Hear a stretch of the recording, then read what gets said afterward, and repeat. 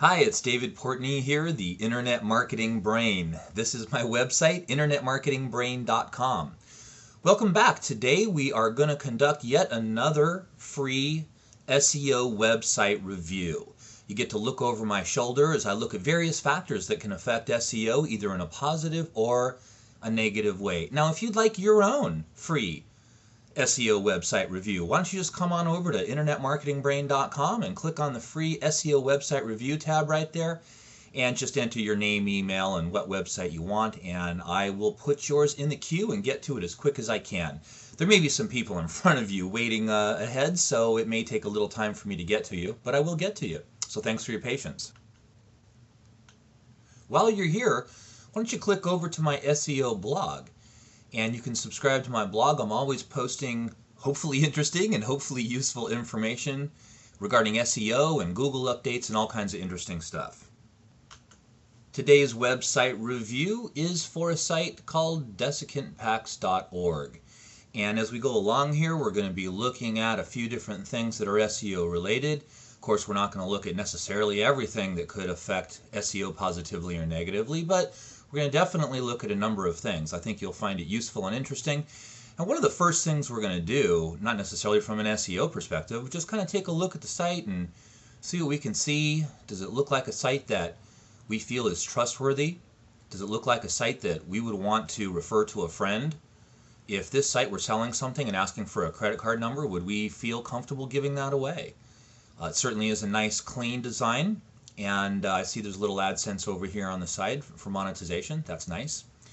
And let's start looking at a few different things. Okay, I've gone to Google and I've used the site : search operator here, and of course plugged in the site after that, to see if this site is facing any kind of penalty or if any of the pages are indexed and ranking, or at least indexed by Google. That's kind of step one. And you can see here that what I did is click over to page 3 of 3 to see if there was that message that Google will display about omitting results.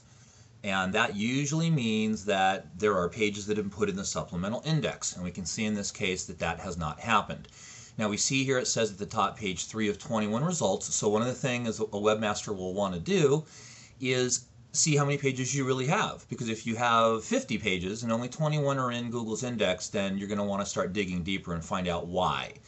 On the other hand, if there are 150 pages noted and you only have 50, then that's a problem too, because that means typically duplicate content problems, generally having to do with the way URLs are generated dynamically. Okay, then the next thing I feel like doing is looking at the code, and I specifically want to look at the HTML code in the head tag, and you can see the opening head tag is there. I did scan this a little earlier to save time on the video, and I've looked through here and I'm not seeing any problems. All-in-one SEO pack is nice. You know, Yoast's SEO plugin is also very, very nice. If you're using the all-in-one, I think you'd like Yoast. No, I don't get paid to say that. It's just a really good plugin. And as I've scanned through here, I've seen all the way down to the end head tag there. There doesn't look like any problems. I do see Google Analytics is installed. That's great. That's very smart to have Google Analytics installed, so you can see what's how people, where people came from before they came to your site and how they behaved after they got there. I love Google Analytics. I happen to be Google Analytics certified, and I could just analyze websites all day long. It's a lot of fun. Looking back at the site, let's see if there's a robots text file and see if there's anything in there that would be blocking user agents or certain portions of the site, either in a good or bad way. We see our standard robot text code here with no problems there. So far, so good. Let's also take a look and see if there's an XML sitemap, which is always a good thing, and there it is. And in fact, how many pages are noted here? 1, 2, 3, 4, 5, 6, 7, 8, 9, 10. 10 in the sitemap, 12 that Google showed. Yet another indication we might want to look for something. Of course, that something being what I mentioned earlier, just how many pages do you actually have, how many are in the sitemap, how many are in the index. It's good to reconcile those things and see if that's an indication of any problem. And again, it's a problem if there's a wide difference between those numbers. If there's a small difference, it's probably not much to worry about. And of course, that also depends on the return on your investment of time. If you've only got a couple of pages difference between all those things, it might not be worth your time to hunt it down. but certainly a quick look at Google Webmaster Tools would be helpful. Next thing I'm going to do back at the site is I'm going to disable browser cookies and JavaScript, and I'm going to disable images, and I'm going to switch my user agent to Googlebot and see if there's any major difference, especially in the navigation, between this site and how Google seems to be looking at the site. So let's take a look at that. And here we are with the JavaScript disabled and cookies and images, and switched to Googlebot as user agent, and the navigation is still intact and there doesn't look to be any problems with the site, which is a good thing. So let's move on.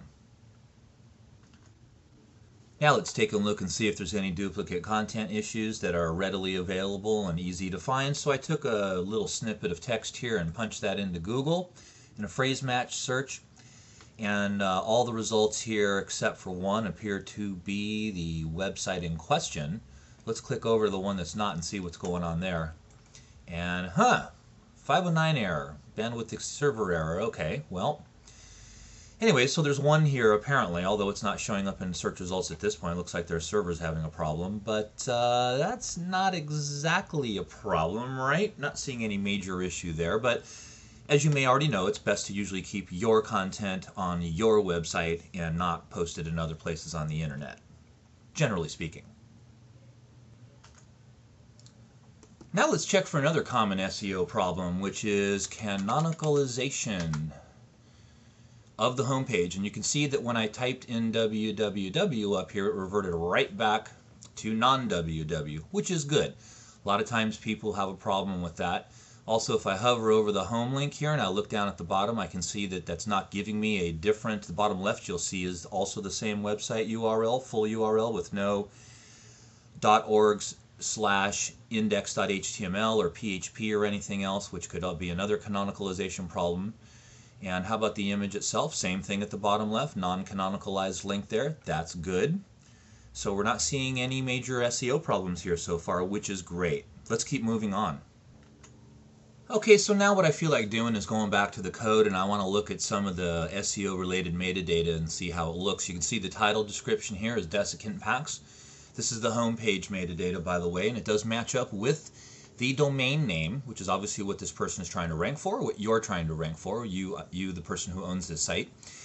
And let's see, we've got the description down here. Desiccant packs are most commonly used to remove humidity, absorb odors. Desiccant packs are cheap, effective way to make a low moisture. The description is okay, but it really could be improved. You want to think about conversion optimization on your search results pages, so that if someone were to type in desiccant packs and see your site at hopefully #1, let's hope, right?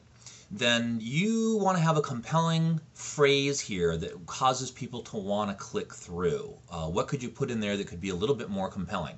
Now, meta-keywords. I like to see meta-keywords. People say, oh, well, Google doesn't care about them anymore. No one cares about keywords. But there are some verticals and there are some directories that will use keywords, and other places that will use keywords for various things. And I believe even site search, if I remember correctly, some site searches will also use that. So it is helpful. It doesn't hurt to have keywords. It's not going to hurt you, even if it doesn't help you rank in Google. So what? It helps in other areas.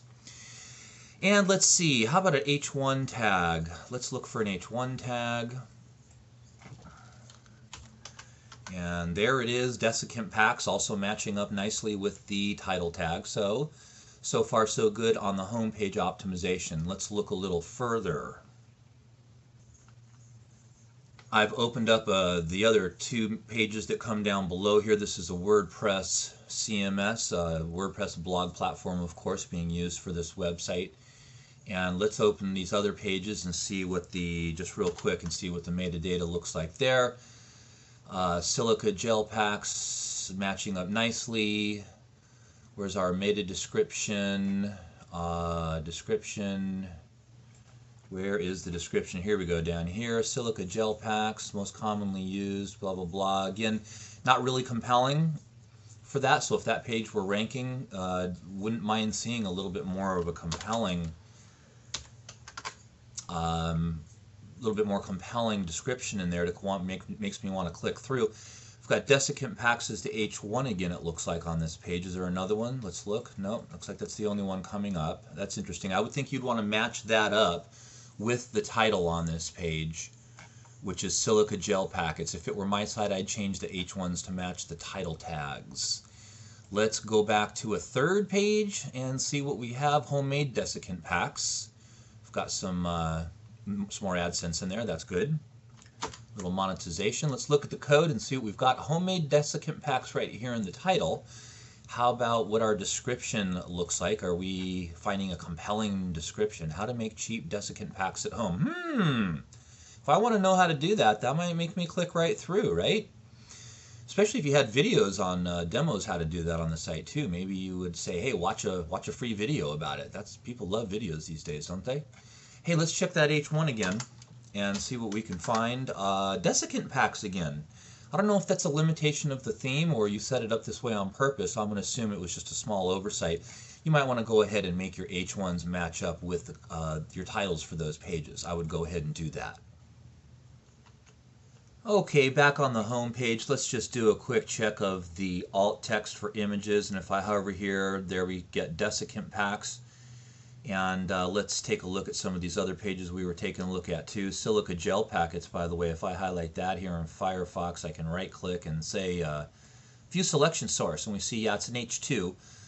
Again, not the end of the world. H2s are fine. I would want an H1 there. It may be just your theme limitation, I'm not sure.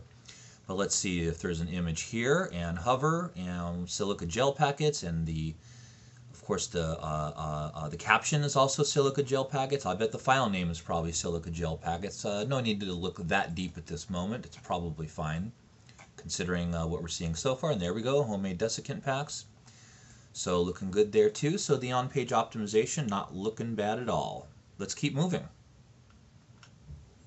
Okay, I typed desiccant packs into Google, and guess who's number one?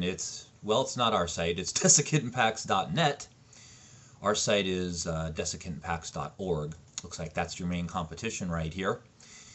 And scrolling through the top 10, I didn't find it here. If you check your results manually, and when I go into clients' offices and help them check their ranking, I always go to the end and I take personalization out, ampersand PWS equals 0, hit enter, and that way it takes the personalization out. You can see this, in this case it also took out some AdWords ads. And then do we have our target site in the top 10? No, we don't. Let's take a little deeper look. As you can see, the broad match search turned up 329,000 results, or competing pages, allegedly in Google's index. Let's see what it looks like for phrase match. About 47,000. That's not very strong competition, so that's a good sign. Of course, we have to think about what the monetization scheme is and what the purpose of this website is. It could be to monetize it with the AdSense that we've seen on there. It could be to sell the site later and flip it to somebody who'd want to buy it and monetize it themselves. All fine strategies, no doubt about it. Let's keep moving on. Okay, what I've done is open Market Samurai, one of my favorite keyword research tools, and I've asked Market Samurai to return me some data from the AdWords keyword tool, which is what Market Samurai pulls from, and we're seeing, for exact match daily, we're seeing 53 searches a day, and 43% of those searches would be 22. In other words, that's what you might expect if you were in the #1 position. How many clicks you might expect, that is.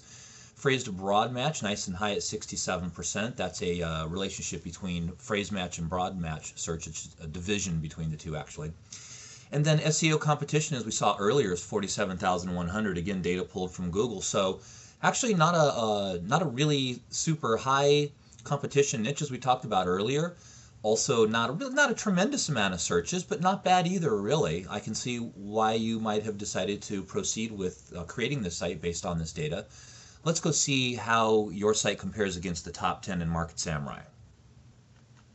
And voila! Here we have the Market Samurai return data in terms of the top 10 sites that are ranking for this main term, desiccant packs. And we have our target site here, our review site, so we can see side by side. Now, it's important to know, and you probably already know this, that this data is kind of relative data. You're just kind of getting glimpses at competition factors, because it's really easy to say, okay, well, the number one slot here, number one ranking, we can see the number of backlinks that are here and referring domains and referring domain pages, links from the domain page itself, the main home page of it, as well as other pages, and backlinks to the page and other backlink data here that it's easy to just kind of look at this and say, well, they've got more backlinks. You need more than they do. But it's obviously more complex than that. It's not just how many backlinks, it's the quality and type of them, the nature of them, where they sit on pages, where they're from, even the age of them can make a difference. So there's a lot of factors at play there. So you don't want to just say, well, I need more backlinks. However, it's a blanket statement that would be true to say you'd be better off building up some backlinks if it's going to be worth your time and energy in exchange for what you can flip the site for later, or what you intend to make out of the site at some point. On the other hand, if it's just even for fun or experience as an SEO experiment, I have a bunch of sites that are not going to make me money ever, but they're SEO experiments. Haha. You may have some too. So obviously the off-page authority of the number one site here is stronger than yours. And look, you can see the number 3 position has stronger off-page authority than the number 1, you would think, right? But that's where, like I said, it gets a little tricky in terms of the analysis. So there's a number of things you have to do to slice and dice the results to figure out how things are, why things are really working. And you might say, well, it's because of the edu and .gov links here. Yeah, maybe. It could be that. You can't say for sure. We have DMOZ. We have other sites that have DMOZ links and Yahoo links. So those are strong as well. Hard to tell sometimes. But again, it's a cursory glimpse at how things are optimized both on-page and off-page. We can see that your site compares favorably with on-page optimization with the number 1 site. We've got another one down here, an ehow.com article in number 6. It's also fully optimized for title, URL, description, and the H1, or at least a H1 or H2 has the keyword in it. Suddenly eloquent, right? So that's basically it. I think that your on-page optimization is not bad. You could probably just go ahead and add some more content and add some more semantically related pages, maybe some video content. Maybe there's something you can add that's really super unique that nobody else has that might make your site more interesting to site visitors and or Google. And of course you could build backlinks. We know that already. But there doesn't seem to be any barriers to your SEO. There's no roadblocks, no SEO roadblocks that I detected in a cursory glance as you saw me looking through. And so really it's just a matter of what your intentions are for the site and what you hope to accomplish with it. I think no time spent is time wasted. I think all time spent is good time spent. Even if you never made a dime off this site, certainly it's going to be a good experience. But I really wish you the best of luck with that site. Now, if you're watching this video and you would like to have your own website review, just go to my website, internetmarketingbrain.com. By the way, I was looking at the Whois. I saw that site is exactly 6 months old, so it's a relatively new site as well. So there may be more work to come on that. If you'd like your own free SEO website review, just go to internetmarketingbrain.com, click on the free SEO website review tab there, and just enter your name, email, and the website you'd like reviewed, and I will get to yours. I do these reviews on a first-come, first-served basis. I will get to yours. Thanks for your patience. All right, this is the Internet Marketing Brain signing off for now. I'll see you later.